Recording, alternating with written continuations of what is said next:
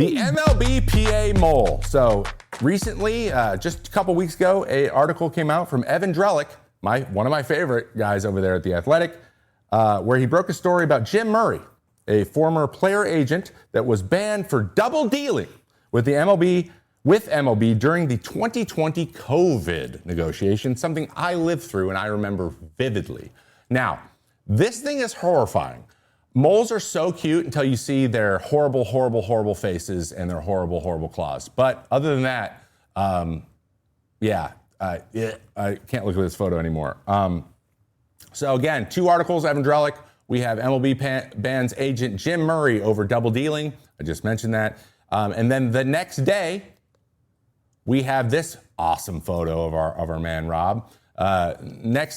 Inside the text messages of the agent who became the mole for Rob Manfred and MLB. Direct text messages. It's gonna get spicy. And we're gonna be doing the whiteboard once again. But okay, so real quick, let me give you a rundown of what happened in 2020. Refresh your memory after I drink this water.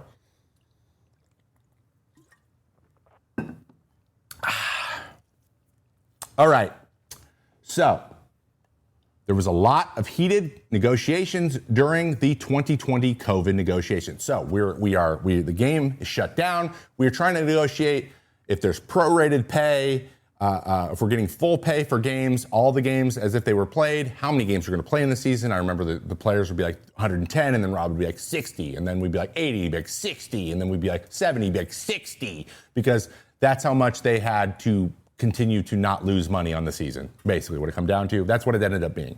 So, but it got really testy, which was then a prerequisite or maybe a prequel to the 2022 lockout, which then turned in the CBA negotiations, which did not go any better. Okay? So,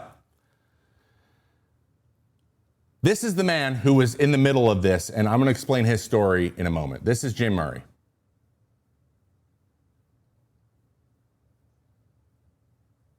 Did you take it in? Okay, got it. Okay, so here's the skinny. The Major League Baseball Players Association is in charge of certifying players' agents. So basically, the PA has to say, you have to register with us to be the agent to represent your player in contract negotiations and anything else. So if you want to speak on behalf of your player, you have to register with the PA. That's standard practice for every league. Like, that makes sense. You're all in this together, or you're supposed to be. But we're going to see why maybe Jim wasn't in a moment, okay? So he was most recently at WMEA Sports, and for multiple years, they fined him for double dealing with the commissioner's office during sensitive labor negotiations, meaning he was going back and forth and giving information to both sides. He was playing both sides, okay? This is not as uncommon as you think, at least the communication, but it usually isn't done this way. So here is the punishment. He is decertified for 4 years. He can't do what I just said for the next 4 years, but he can try to get recertified after. He was also fined $100,000, and if he wants to get recertified in 4 years, it's going to cost him an additional $150,000 to pay for that. Now, these guys take percentages of contracts. They have plenty of money. That sounds like a lot of money. It's really, really, really, really not. My agent that I had did Mookie Betts' contract, and his cut of Mookie Betts' contract was more than I was making. So they're good. They're doing great. The good ones are doing really good, and Jim Murray had lots of big clients. So he can also do other work for other clients. So he can do marketing work for people like media personalities and stuff that are adjacent, but he just can't do the direct negotiations, the big payout stuff. Okay? Okay, so he's been punished. He's been accused of that. So let's talk about what happened. What did he do? What happened? Why are we mad at Jim Murray? Hey, Jim. Okay, let's get you off the screen. All right, Jim Murray. He is the center of our story. We have the MLPA in the top left, and we have the commissioner's office on the top right. This is where they're all connected, okay? So just like in politics, there are things called back channels. So if you watch any political show, or God forbid, any political commentary on TV, you know about back channeling. Basically, it's another person that knows both parties that can facilitate a negotiation back and forth because the two parties don't like each other very much. So instead of the PA Tony Clark needing to talk directly to Rob. They don't seem to, if it's heated and they're getting really frustrated, then maybe we add someone in between. This is pretty common practice for players, especially because player agents know both and they can act as a liaison if both sides like that person. Jim Murray was one of them. There was others. So in the past, it's been like, hey, they'll be like, hey, we were thinking about proposing this thing. What do you think based on what you know? And then he'll be like, hey guys, they kind of floated this thing. How are we? So it's not an official negotiation, but it's a little bit less like, it's a little bit more toe in the water. You don't need to be official. So they don't get themselves stuck. This goes well. This works best when there's more good faith going on. The reason it doesn't work very well is because there's not very much good faith negotiation going on. So that is what Jim Murray was supposed to do. Okay, he was supposed to say, hey, what do you think of this, blah, blah, blah. Instead, he was just telling the commissioner's office what the PA was doing and what they would take and advising the commissioner's office on how to put pressure on the players. Allegedly, that is what is being alleged in the document put out by the MLBPA. And that does not make me happy. But I will say, caveat, I do not know Jim, okay? I do not know Jim personally, and I have never interacted with Jim, but if true, me no happy. So moving forward, there was a comment asked for by, so they reached out for comment to ask Jim, hey, what is your comment on this stuff? And they received a response from Jim's lawyer. Her name is Christina G. Sarchio, okay? This is his personal lawyer, and she gave a statement. And I'm going to read both of her statements because they are the most lawyer jargon crap I've ever read, and I just have to do it. Hold on. This is a quote from Gina about the situation. So this is a settlement. Jim decided to settle. They settled. They said, okay, I'll take the punishment. We're good. This says, rather than continue a very expensive and time-consuming dispute with the Players Association related to allegations from 5 years ago, so we're downplaying it because it was a long time ago, doesn't matter, arising out of COVID-19 pandemic, the parties reached an agreement yesterday with no admission of wrongdoing by James Murray that allows him to continue guiding clients by putting his distraction behind him. Okay. I just want to put this out here. No matter how many times you say no wrongdoing admitted, if you settle and you accept the punishment, that is an admission of guilt. I don't care legally or not legally. It's called human beings. That is what it is. You are accepting that you did a measure of the things that are being alleged. Save it, okay? I will say that. As someone who is a player and is supposed to trust these people, that's not good enough. So I will say that. She has another one later. We will cover that. Kratz Pop Quiz. What has 35 grams of protein, 6 grams of fiber, 27 essential vitamins and minerals, comes in excellent flavors like, of course, chocolate, vanilla, but chocolate peanut butter, my favorite. No added sugar, gluten-free, under $5 per meal, and is ready to drink. Go out the house, get yourself a Huel. Look at you. You even have one right there. Ready to smack that, John? Chocolate peanut butter, chocolate, and vanilla. Deliciosos. Also, there is a new Daily Greens ready to drink, 42 vitamins, minerals, and superfoods. Only 25 calories on that one, 4 grams of fiber. There's flavors like blueberry, apple, peach. Huel makes healthy eating simple. They also just launched into Target stores nationwide. Try both products today with 15% off your purchase for new customers with the code FOUL at huel.com/FOUL. Use that code FOUL and fill out the post-checkout survey to help support FT.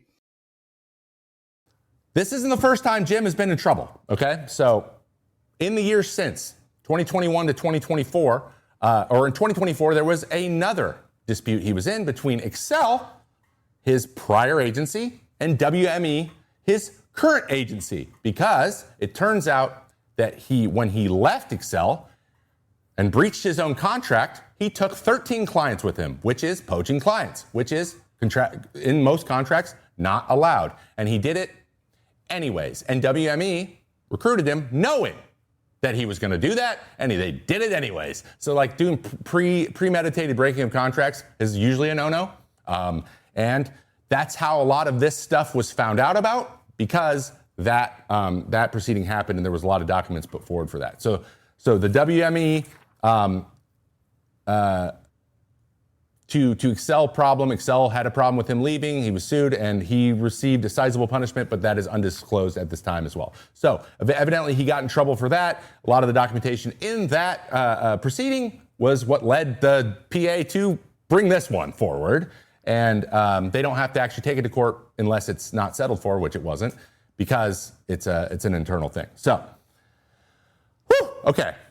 Now let's get to the text messages, because there's a bunch of texts between these two. Text messages. Spicy. Actually, not just Rob, because any story like this wouldn't be complete without our favorite character, Robert Cornelius Manfred. Okay? He is part of this, but so are some of his lieutenants. We're going to talk about them. So there's a series of text messages sent that prove that Jim was doing the things that he was doing, allegedly. Again, this isn't going to be proven in court. So actually, with the settlement, I can just say this is what was reported.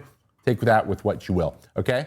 So there were reportedly hundreds of messages, but Drellick only used a few. He said, March 26th, 2020, Murray texted Manfred to urge him to stay strong in the fight against the players' union. This is the quote. This is what it said. Please, in capitals, do not give in according to the MLPA's proposed October language. You will get the deal done without it. Basically, he said, do not capitulate. You will win no matter what. That is a player agent saying that to the commissioner. That is you are not working for him. Jim? What the hell? Okay? 3 weeks later, on April 18th, Murray texted with the commissioner's chief communications officer. This is like the press secretary for the commissioner, Pat Courtney, saying the following. This is a quote from Courtney. Said, Clark saying players should get paid 100% of empty ballparks, ? He's asking, do they think they should get paid 100% of their salary even though there's nobody in the ballpark? And then Murray replied saying, you guys should just let Tony hang himself. So right now, Jim is arguing for actively paying players less, which is his main job, is doing the opposite of that. Okay? What the hell? Then, in June 2020, Courtney and Murray spoke again. Murray said this, F the players. I'm still so pissed off, I can't see straight. We need them to be pissed off at their leadership.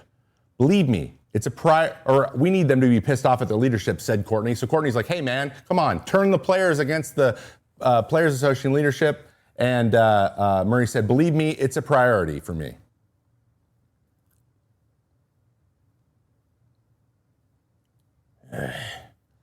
Give me a second. Okay.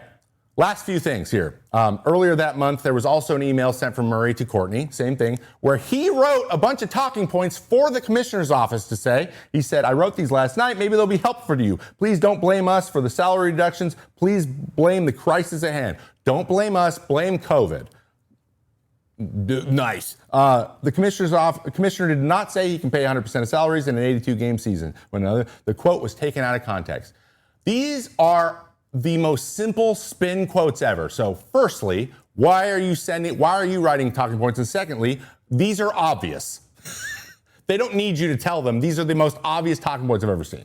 Like, of course, if you want to spin, that's what you're going to say. You're going to say, nuh-uh, just say nuh-uh, was his advice, which is, I'm just kind of now making fun of him because this whole thing's so stupid.